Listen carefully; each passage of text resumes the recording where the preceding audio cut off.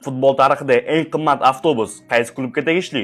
Keling biz top 5 avtobuslar ro'yxatini ko'rib chiqamiz. 5-o'rin Manchester City klubining avtobusi bo'lib, Pepning shogirdlari 400 ming funt sterling narxiga ega avtobusda harakatlanishadi. 4-o'rin esa Germaniya Bavariya klubining avtobusi bo'lib, 500 ming funtlik MAN avtobusida yurishadi. 3-o'rin esa Los Blancos avtobusi hisoblanadi. O'q o'tmas oynalarga ega avtobusning qiymati 600 ming funtdan qimmatroqdir. 2-o'rin Londonning aristokratlarga tegishli hashamatli avtobusdir. Uning qiymati esa 700 ming funt sterling hisoblanadi. Yakuniy 1-o'rin esa Qizil iblislarning harakatlanayotgan saroydek bo'lgan avtobusdir. Nega unday deyapman? Chunki u hashamatli hamda qiymati 1 million funt sterlingdir.